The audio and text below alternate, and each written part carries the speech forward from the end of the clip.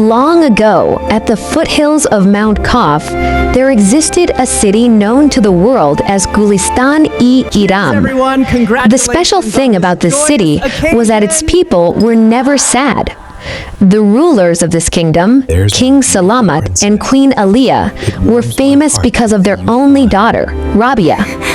Princess Rabia was unmatched in beauty. Her eyes were as deep as a lake, and her smile was like the first ray of the morning sun. Yet the people of the palace called her the foolish princess. Rabia's foolishness was actually her innocence, something worldly people failed to understand. She would mistake gold coins for shiny stones and distribute them among poor children. She would cut the palace's expensive silk curtains to make bedding for injured birds. In all these acts, she was accompanied by two girls, Maliha and Sana. It really is the perfect way to relax. Maliha was the daughter of a minister whose intelligence was acknowledged by all. She always advised Rabia, "Rabia, this is not how the world works. You must learn to recognize people's intentions." Sana, the daughter of a court physician, was very emotional. She would say, "Maliha, don't stop her. If we all become clever, where will simplicity remain in this world?" These three friends were incomplete without one another. Maliha was Rabia's shield, Sana was her heart, and Rabia was the joy of them all. One day, an announcement was made in the palace that Prince Ayan of the neighboring kingdom Matahabnagar was arriving with his army and entourage. Ayan's fame had spread far and wide. He was not only a warrior, but also a philosopher who understood the movements of the stars.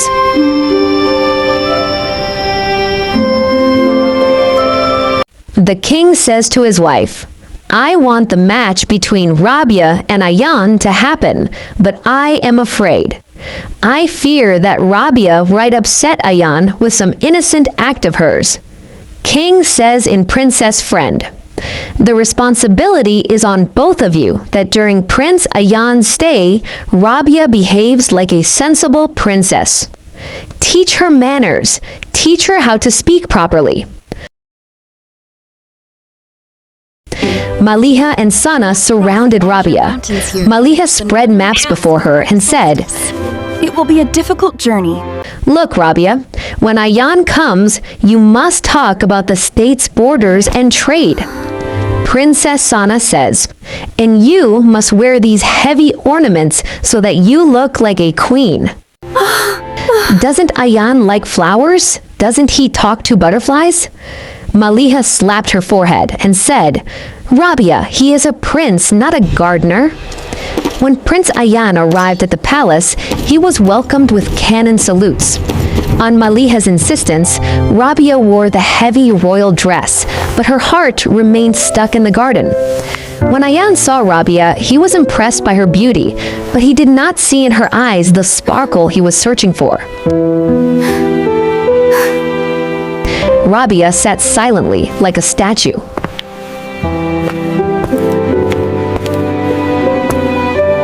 The next morning, Ayan went alone to walk through the palace gardens. There, he saw a strange sight. Princess Rabia, unconcerned of her royal attire, was sitting on the ground playing with soil. Maliha and Sana were with her. Rabia was watering a small plant and talking to it. Pink. It truly is flourishing today. It knows we are admiring it. She showed Ayan the place where she treated injured birds, with Sana helping through her medicines. Thanks to your gentle care, Princess. The king arranged a hunting expedition in Ayan's honor. Ayan was not fond of hunting, but tradition required his presence. Rabia, Maliha, and Sana accompanied them. Rabia stopped the hunt to save a wounded animal. Ayan looked at her and smiled. He said, "Until today, no one has ever told me the truth so clearly, but you awakened my soul." Soon, the time came for Ayan to return. Everyone thought he would reject the proposal because Rabia had interfered with the hunt. But in a grand gathering, Ayan said to the king, Your Majesty, I do not want a queen who only sits on a throne and gives orders. I want a life partner who can feel the pain of the birds and plants of my kingdom. I wish to marry Rabia. Maliha and Sana were overjoyed.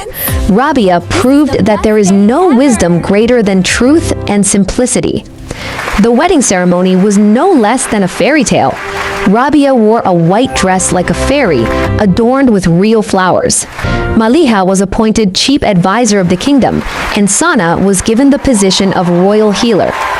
Ayan and Rabia together turned Gulistan-i-Iram and Matahab-Engar into a paradise where no magic was needed. Even today, the story of that kingdom is told, where a foolish princess won the heart of a great prince with her innocence and proved that the world does not need clever minds as much as it needs kind hearts.